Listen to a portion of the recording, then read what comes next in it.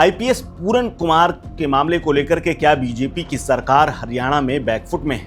क्या राहुल गांधी के दौरे की वजह से प्रधानमंत्री नरेंद्र मोदी को अपना दौरा कैंसिल करना पड़ा है? क्या बीजेपी के तीसरे कार्यकाल का पहला साल का जो वर्षगांठ मनाया जाना था, यानी नायब सिंह सरकार का पहला ये जो पूर्ण कार्यकाल जो शुरू हुआ है चुनाव के बाद से, उसकी जो पहली वर्षगांठ थी जिसमें प्रधानमंत्री नरेंद्र मोदी को भी शिरकत करनी थी, आखिर उसको रद्द करने के पीछे क्या वाई पूरन कुमार है? क्योंकि वाई पूरन कुमार की आत्महत्या को लेकर के हरियाणा में जो राजनीतिक सरगर्मियां तेज हुई हैं, उसके बाद न सिर्फ राहुल गांधी के पहुंचने से ठीक पहले डीजीपी शत्रुजीत कपूर को हटाया गया, बल्कि विपक्षी नेताओं ने जिस तरह से हरियाणा सरकार पर हमला बोला है, क्या उसके बाद बीजेपी बैकफुट में है?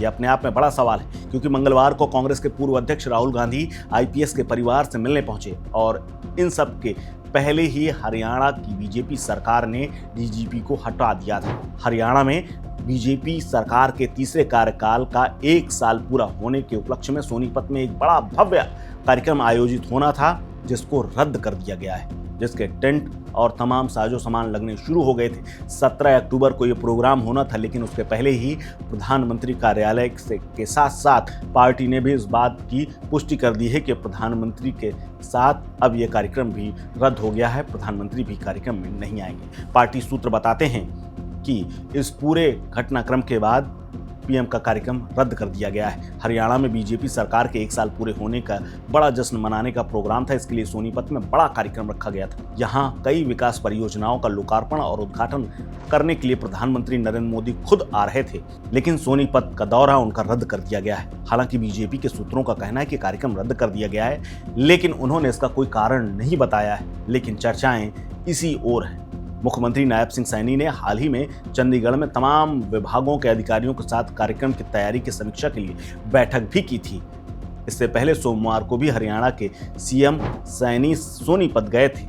बीजेपी के लगातार तीसरी बार सत्ता में आने के बाद नायब सिंह सैनी ने 17 अक्टूबर 2024 को दूसरी बार हरियाणा के मुख्यमंत्री के रूप में शपथ ली थी और उसी का ये पहला वर्षगांठ था। उधर हरियाणा सरकार ने आईपीएस अधिकारी वाई पूरन कुमार के कथित आत्महत्या के मामले को लेकर के राज्य के पुलिस महानिदेशक यानी डीजीपी शत्रुजीत कपूर को छुट्टी पर भेज दिया है। उनकी जगह में कार्यकारी तौर पर ओपी सिंह को चार्ज दे दिया गया है। सरकार ने यह कदम विपक्ष के हमले और राहुल गांधी के दौरे से ठीक पहले लिया है। दरअसल पूरन कुमार के परिवार की ओर से आरोपी अधिकारियों के खिलाफ कार्रवाई की मांग लगातार बढ़ रही थी और इसी मांग को लेकर के पूरा परिवार पोस्टमार्टम न कराने, अंतिम संस्कार न करने के लिए अड़ा हुआ था। आपको बता दें कि प्रशासनिक व्यवस्था ये कहती है कि अगर परिवार का कंसर्न नहीं मिलता तो किसी भी शव का पोस्टमार्टम नहीं हो सकता, और ऐसे में लगातार पत्नी इस बात पर अड़ी थी कि जब तक अधिकारियों के ऊपर कार्रवाई नहीं होगी तब तक पोस्टमार्टम वो नहीं कराएंगे। हरियाणा के मुख्यमंत्री के मीडिया सलाहकार राजीव जेटली के हवाले से एक खबर में कहा गया है कि हाँ, सरकार ने डीजीपी को छुट्टी पर भेज दिया है। अब इसका पत्र भी सामने आ गया है। 2001 बैच के आईपीएस पूरन कुमार ने 7 अक्टूबर को चंडीगढ़ के सेक्टर 11 में अपने आवास में कथित तौर पर खुद को गोली मार करके आत्महत्या कर ली थी।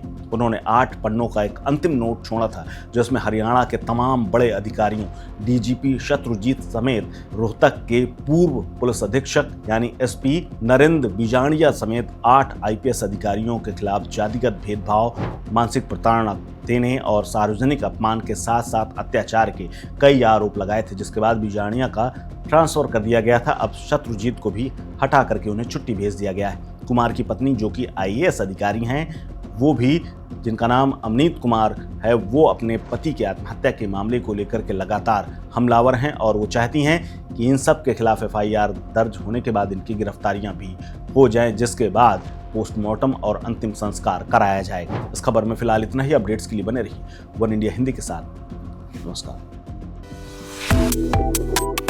Subscribe to One India and never miss an update. Download the One India app now.